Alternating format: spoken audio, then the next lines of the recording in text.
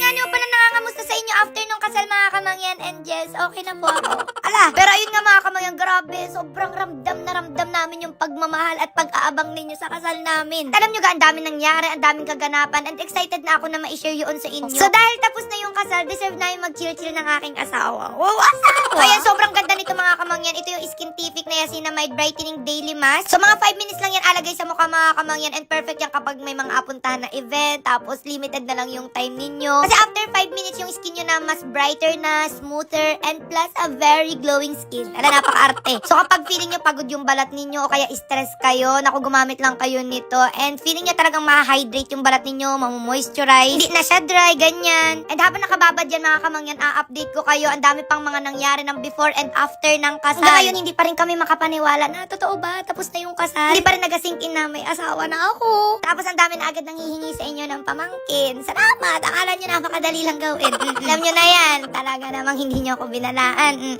Basta abang-abang na lang kayo mga kamangyan. Sisikapin ko na araw-araw mag-upload para ma-update kayo sa mga nangyari. Kaya na nga, after 5 minutes, tingnan nyo naman yung glow. Parang deserve kong pakasalan ulit. Alam, bilis. So yun lang mga kamangyan. A-update ko kayo lalo na sa honeymoon, ha? Bye-bye. Love you. Bye!